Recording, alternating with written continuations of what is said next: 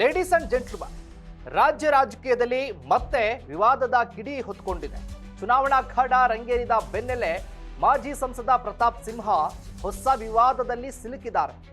ಪ್ರಚಾರದ ವೇದಿಕೆಯಲ್ಲಿ ಹೇಳಿದ ಕೆಲ ಮಾತುಗಳು ಈಗ ದೊಡ್ಡ ತಲೆನೋವಾಗಿದ್ದು, ರಾಜ್ಯ ಚುನಾವಣಾ ಆಯೋಗವೇ ಅವರ ಮೇಲೆ ಪ್ರಕರಣ ದಾಖಲಿಸಿದೆ. ಹಾಗಾದ್ರೆ ಪ್ರತಾಪ್ ಸಿಂಹ ಮೇಲೆ ಎಫ್ಐಆರ್ ಹಾಕಿದ್ದು ಯಾಕೆ? ಅವರು ನೀಡಿದ ಹೇಳಿಕೆ ಆದ್ರೂ ಎಂಥದ್ದು? ಎಸ್ ವೀಕ್ಷಕರೇ, ಇದೇ ಫೋಕಸ್ ಟಿವಿಯ ಸ್ಪೆಷಲ್ ಸ್ಟೋರಿ. ಪ್ರತಾಪ್ ಸಿಂಹಗೆ ಸಂಕಷ್ಟ, ನೆಲ ಜಲ ಭಾಷೆಗಾಗಿ ಪ್ರಾಮಾಣಿಕ ಪತ್ರಿಕೋದ್ಯಮ. ನೀವು ನೋಡ್ತಾ ಇದ್ದೀರಾ ಫೋಕಸ್ ಟಿವಿ. ನಾನು ಶಿವು ರಾನರಾಪುರ. ನಮ್ಮ ಹಿಂದೂಗಳ ಭಾವನೆಗಳು ಏನಾಗುತ್ತೆ ಮಾಡ್ತಾರೆ, ಮುಸಲ್ಮಾನರು 15% ಕೂಡ ಅವರಿಗೆ ಓಲೈಸ್ತಾ ಇರ್ತಾರೆ.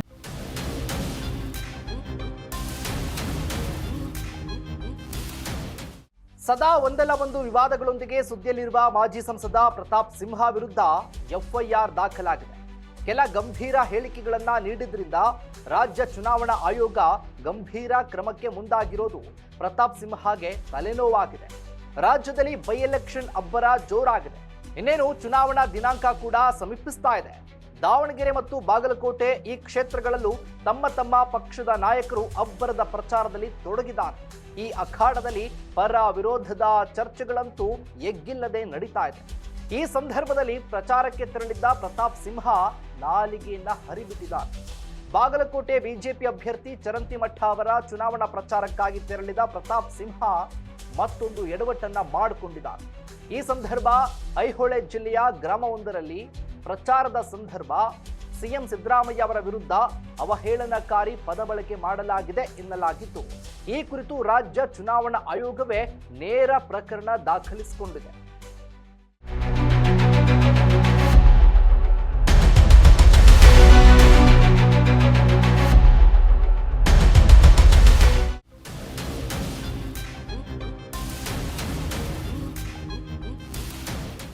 ಚುನಾವಣೆ ವೇಳೆ ಕೋಮು ಭಾವನೆ ಕೆರಳಿಸುವ ಮಾತನ್ನ ಆಡೋದು ನಿಷಿದ್ಧವಾಗಿದ್ದರಿಂದ ಆಯೋಗ ಈ ಕ್ರಮಕ್ಕೆ ಮುಂದಾಗಿದೆ.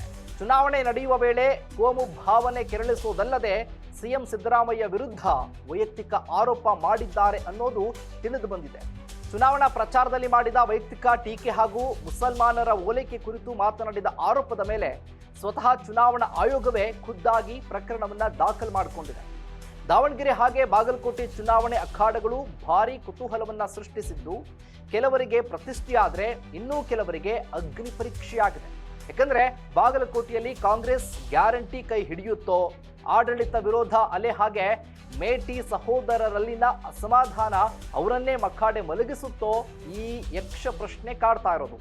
ಇನ್ನು ಮುಸಲ್ಮಾನರ ಬಾಹುಳ್ಯ ಕ್ಷೇತ್ರವಾಗಿರುವ ದಾವಣಗೆರೆ ದಕ್ಷಿಣದಲ್ಲಿ 14 ಅಲ್ಪಸಂಖ್ಯಾತ ಅಭ್ಯರ್ಥಿಗಳು ಸ್ಪರ್ಧೆಯಲ್ಲಿರೋದ್ರಿಂದ ಮತ ವಿಭಜನೆಯಾದ್ರೆ ಒನ್ ಸೈಡ್ ಎಲೆಕ್ಷನ್ ಆಗುವ ಸಾಧ್ಯತೆ ಇದೆ.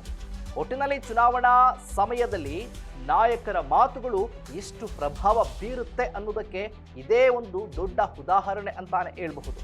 ಒಂದು ಹೇಳಿಕೆ ರಾಜಕೀಯ ಲಾಭ ಕೊಡಬಹುದಾದ್ರೆ ಅದೇ ಹೇಳಿಕೆ ಕಾನೂನು ಸಂಕಷ್ಟಕ್ಕೂ ಕಾರಣ ಆಗಬಹುದು ಅನ್ನೋದನ್ನ ಪ್ರತಾಪ್ ಸಿಂಹ ಪ್ರಕರಣ ಸ್ಪಷ್ಟ ಉದಾಹರಣೆಯಾಗಿದೆ.